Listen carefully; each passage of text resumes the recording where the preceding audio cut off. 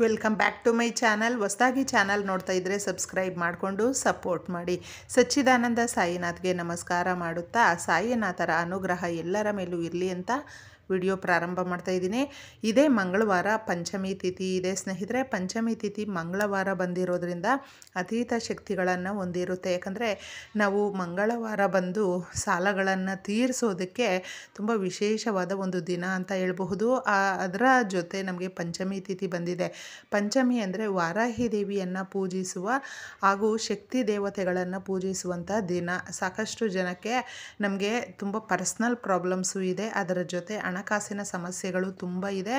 ನಾವು ನಮ್ಮ ಮನೆಯಲ್ಲೂ ಕೂಡ ಹೇಳ್ಕೊಳ್ಳೋದಕ್ಕಾಗೋದಿಲ್ಲ. ಹೇಳ್ಕೊಂಡ್ರೆ ಅವ್ರ ಹತ್ರ ಅಂದರೆ ಅವರು ಏನು ಮಾತಾಡ್ತಾರೋ ಏನೋ ಈ ಥರ ನಾವು ಒಂದು ಹೈಡ್ ಮಾಡಿರ್ತೀವಿ. ಗೊತ್ತಿರೋದಿಲ್ಲ ನಮಗೆ. ಆ ಸಮಸ್ಯೆಗಳಲ್ಲಿ ಸಿಕ್ಕಾಕೊಂಡು ಬಿಟ್ಟಿರ್ತೀವಿ. ಗೊತ್ತಿಲ್ಲದೆ ಸಾಲ ಮಾಡಿರ್ತೀವಿ ಅಥವಾ ಗೊತ್ತಿಲ್ಲದೆ ನಾವು ಚಿನ್ನನ ಇನ್ನೊಬ್ರಿಗೆ ಅಂದರೆ ಸ್ನೇಹಿತರಿಗೆ ಸಂಬಂಧಿಕರಿಗೆ ಕೊಟ್ಬಿಟ್ಟಿರ್ತೀವಿ. ಈಗ ಮನೆಯಲ್ಲಿ ಗೊತ್ತಾದರೆ ಜಗಳ ಆಗುತ್ತೆ. ಈ ಥರ ನಾವು ಆ ಸಮಸ್ಯೆಗಳಲ್ಲೇ ಒದ್ದಾಡ್ತಾ ಇರ್ತೀವಲ್ವ. ಅಂಥ ಸಂದರ್ಭಗಳಲ್ಲಿ ನೀವು ಈ ಪರಿಹಾರಗಳನ್ನು ಮಾಡ್ಕೊಳ್ಳಿ. ನೋಡಿ, ಮಂಗಳವಾರ ಕೂಡಿ ಬಂದಿರೋದ್ರಿಂದ ವಾರಾಹಿ ದೇವಿಯನ್ನು ನೀವು 3 ಅಥವಾ 5, 9 ಈ ರೀತಿ ಪಂಚಮಿ ತಿಥಿಗಳು ನಮಗೆ ತಿಂಗಳಲ್ಲಿ 2 ಬಾರಿ ಬರುತ್ತೆ. ಅದು ಮಂಗಳವಾರ ಬಂದಿದೆ ಅಂದರೆ ನಿಜವಾಗ್ಲೂ ಒಂದು ಅದೃಷ್ಟ ಅಂತ ಹೇಳ್ಬಹುದು. ಈ ದಿನ ನೀವು ಕೇಳಿಕೊಂಡು ಸಂಕಲ್ಪ ಮಾಡಿಕೊಂಡು ವಾರಾಹಿ ದೇವಿಯ ಫೋಟೋ ವಿಗ್ರಹ ಇದ್ದರೆ ಅಥವಾ ನಿಮ್ಮ ಮನೆಯಲ್ಲಿ ಶಕ್ತಿ ದೇವಿಯ ಯಾವುದಾದ್ರೂ ಫೋಟೋಗಳಿದ್ದರೂ ಪರವಾಗಿಲ್ಲ, ಇಲ್ಲದೇ ಇದ್ರೂ ತೊಂದರೆ ಇಲ್ಲ. ನೀವು ಮನೆಯನ್ನು ಶುದ್ಧಿ ಮಾಡಿಕೊಂಡು ಫೋಟೋನ ಕ್ಲೀನ್ ಮಾಡಿಕೊಂಡಿದ್ದೆ ಹೂವಿನ ಅಲಂಕಾರ ಅಂದರೆ ನೀವು ದಿನನಿತ್ಯ ಪೂಜೆ ಯಾವ ಥರ ಮಾಡ್ತೀರೋ ಅದೇ ಥರನೇ ಮಾಡ್ಕೊಳ್ಳಿ. ನಾವೇನು ಬೇರೆ ರೀತಿಯಲ್ಲಿ ಏನು ಮಾಡೋದಿಲ್ಲ.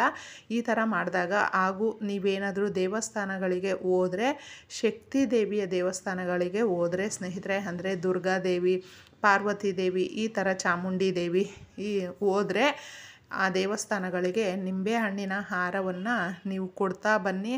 ಅಥವಾ ಅಲ್ಲಿ ನಿಂಬೆಹಣ್ಣಿನ ದೀಪ ಹಚ್ಬಿಟ್ಟು ಬರೋದು ಮಾತ್ರ ಎಷ್ಟು ಒಳ್ಳೆಯದಾಗುತ್ತೆ ಅಂದರೆ ನಾವು ಇದನ್ನು ಒಂದು ಫೀಲ್ ಮಾಡೋದಕ್ಕೂ ಕೂಡ ಆಗೋದಿಲ್ಲ. ಅಷ್ಟು ಸಂತೋಷ ಕೊಡುತ್ತೆ. ನಮ್ಮಲ್ಲಿರುವ ಏನೇ ದುಃಖ ದುಗುಡ ಇದ್ದರೂ ಕೂಡ ಅದನ್ನು ನಿವಾರಣೆ ಮಾಡುವಂಥ ಶಕ್ತಿ ಈ ತಾಯಿಗೆ ಇದೆ. ಅದಕ್ಕೋಸ್ಕರ ನೀವು ಮಾಡ್ಕೊಳ್ಳಿ. ಅಥವಾ ದೇವಸ್ಥಾನಕ್ಕೆ ಹೋಗೋಕ್ಕಾಗಲಿಲ್ಲ, ಮನೆಯಲ್ಲೂ ಕೂಡ ಒಂದು ಪರಿಹಾರವನ್ನು ಮಾಡ್ಕೊಳ್ಳಿ. ಅದು ನಿಂಬೆಹಣ್ಣು ಹಾಗೂ ಕಲ್ಲುಪ್ಪಿನ ಪರಿಹಾರ. ಇದನ್ನು ಯಾರು ಮಾಡ್ಕೊಳ್ತಾರೋ ಎಷ್ಟು ದಿನ ಬೇಕಾದರೂ ಮಾಡ್ಕೊಳ್ಬಹುದು. ಏಕೆಂದರೆ ಇದು ನಮಗೆ ನಿಮಿಷಗಳಲ್ಲೇ ಒಂದು ಪಾಸಿಟಿವನ್ನು ಕೊಡುವಂಥದ್ದು. ಅಷ್ಟು ಶಕ್ತಿ ಇರುತ್ತೆ. ಚೆನ್ನಾಗಿ ಹಳದಿ ಕಲ್ಲರಲ್ಲಿರುವ ನಿಂಬೆಹಣ್ಣನ್ನು ತಗೊಳ್ಳಿ ಸ್ನೇಹಿತರೆ. ನೀವು ಯಾವುದೇ ಪರಿಹಾರವನ್ನು ಮಾಡ್ಕೊಳ್ಳಿ, ಚಿಕ್ಕದೋ ದೊಡ್ಡದೋ, ಆದರೆ ನಿಂಬೆಹಣ್ಣನ್ನು ಹಳದಿ ಕಲ್ಲರಲ್ಲಿರುವಂಥದ್ದನ್ನು ತಗೊಳ್ಳಿ. ಇವಾಗ ಮಾರಬೇಕಾದ್ರೆ ಎಲ್ಲ ಹಸಿರಾಗೇ ಇರುತ್ತೆ. ಆ ಥರ ಹಣ್ಣುಗಳನ್ನೇ ಅಂದರೆ ಕಾಯಿಗಳನ್ನೇ ಕಿತ್ಕೊಂಡು ಬಂದು ಮಾರಿಬಿಡ್ತಾರೆ. ನೀವು ನೋಡಿಬಿಟ್ಟು ಚೆನ್ನಾಗಿರುವಂಥದ್ದನ್ನು ತಗೊಂಡು ಬಂದುಬಿಟ್ಟು, ನಾನು ಈ ಪರಿಹಾರವನ್ನು ಮಾಡ್ತಾಯಿದ್ದೀನಿ ತಾಯಿ, ನನ್ನ ಕಷ್ಟಗಳನ್ನು ನಿವಾರಣೆ ಮಾಡು, ಎಲ್ಲವೂ ನಿನಗೆ ಗೊತ್ತಿದೆ ಅಂತ ನೀವು ಕೇಳ್ಕೊಳ್ತಾ ಒಂದು ಪ್ಲೇಟಲ್ಲಿ ಸ್ವಲ್ಪ ಕಲ್ಲುಪ್ಪನ್ನು ಅಂದರೆ ಒಂದು 2 ಹಿಡಿಯಷ್ಟು ದೊಡ್ಡದಾಗೆ ಹಾಕ್ಕೊಳ್ಳಿ. ಅದರ ಮೇಲೆ ನಿಂಬೆಹಣ್ಣನ್ನು ಇಟ್ಬಿಟ್ಟು ದೀಪ ಹಚ್ಚಿ ಪಂಚದೀಪಾರಾಧನೆ ಮಾಡಬಹುದು.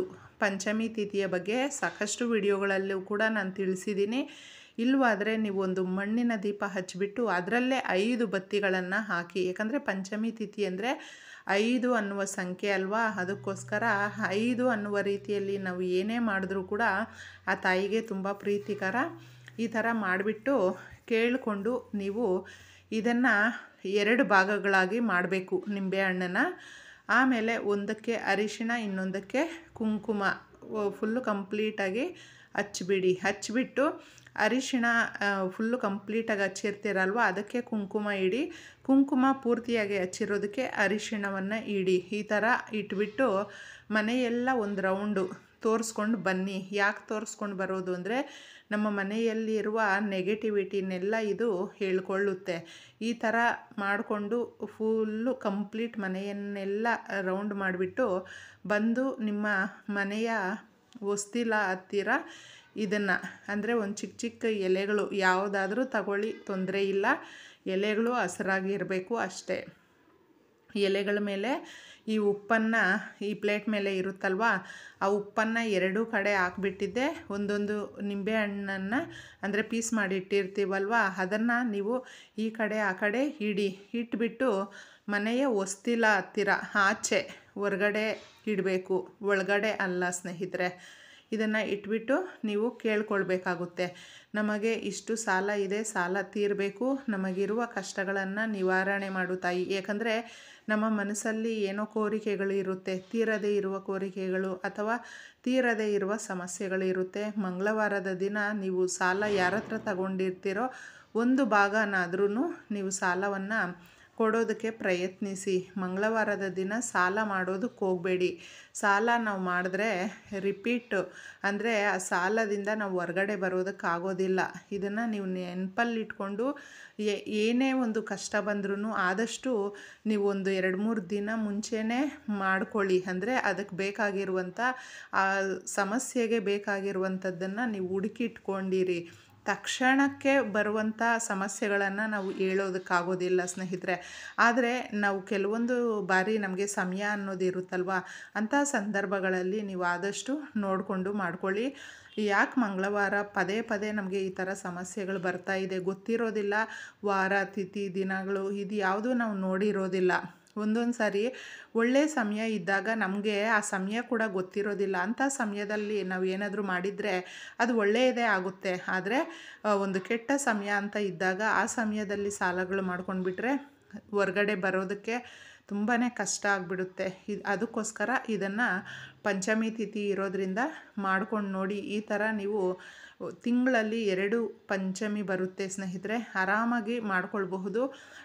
ಕೇಳಿಕೊಂಡು ಮಾಡ್ಕೊಳ್ಳಿ, ಆಗ ನಿಮಗೆ ಆ ಸಮಸ್ಯೆಯಿಂದ ಹೊರಗೆ ನೀವು ಬರೋದು ನಿಮಗೆ ಕಂಪ್ಲೀಟಾಗಿ ಅರ್ಥ ಆಗಿಬಿಡುತ್ತೆ. ಇದನ್ನು ಮತ್ತೆ ಮಾರನೇ ದಿನ ನೀವು ಯಾವುದಾದ್ರೂ ಹರಿಯುವ ನೀರಿಗೆ ಅಥವಾ ಯಾರು ತುಳಿದೇ ಇರುವ ಗಿಡಗಳ ಹತ್ರ ಹಾಕಬೇಕಾಗುತ್ತೆ. ಇದನ್ನು ನಮ್ಮ ಮನೆಯಲ್ಲಿರುವ ಕೆಟ್ಟ ಶಕ್ತಿಗಳನ್ನು ಓಡಿಸಿ ನಮಗಿರುವಂಥ ಕಷ್ಟಗಳನ್ನು ನಿವಾರಣೆ ಮಾಡೋದಕ್ಕೆ ನಾವು ಮಾಡಿಕೊಂಡಿರುವ ಪರಿಹಾರ ಆಗಿರೋದ್ರಿಂದ ಬೇರೆಯವರು ಇದನ್ನು ತುಳಿಬಾರ್ದು, ಮುಟ್ಟಬಾರ್ದು, ಅವ್ರಿಗೆ ಮತ್ತೆ ಹೋಗುತ್ತೆ. ಆಗ ನಾವು ಮಾಡಿರುವಂಥ ಇದರ ರಿಸಲ್ಟ್ ನಮಗೆ ಬರೋದಿಲ್ಲ. ಅದಕ್ಕೋಸ್ಕರನೇ ಯಾರು ತುಳಿಬಾರ್ದು ಅಂತ ಹೇಳುವಂಥದ್ದು. ಇನ್ನು ಚಿಕ್ಕ ಮಕ್ಕಳು ಅವರು ಇವರು ಗೊತ್ತಿಲ್ಲದೆ ಮುಟ್ಟಿಬಿಡ್ತಾರೆ. ಅದಕ್ಕೋಸ್ಕರನೇ ಹುಷಾರಾಗಿ ಈ ಥರ ಮಾಡಿರುವಂಥದ್ದನ್ನು ತಗೊಂಡೋಗಿ ಹಾಕಬೇಕು. ತುಂಬ ಶಕ್ತಿದಾಯಕವಾದ ಪರಿಹಾರ. ಮಂಗಳವಾರ ಈ ರೀತಿ ನೀವು ಮಾಡಿಕೊಂಡಾಗ ನಾನ್ ವೆಜ್ಜು ತಿನ್ನಬಾರ್ದು. ಸಂಧ್ಯಾ ಕಾಲದಲ್ಲಿ ಮಾಡ್ಕೊಳ್ಳಿ, ತುಂಬ ಒಳ್ಳೆಯದಾಗುತ್ತೆ. ಇಷ್ಟೇ ಸುಲಭವಾಗಿ. ಧನ್ಯವಾದಗಳು.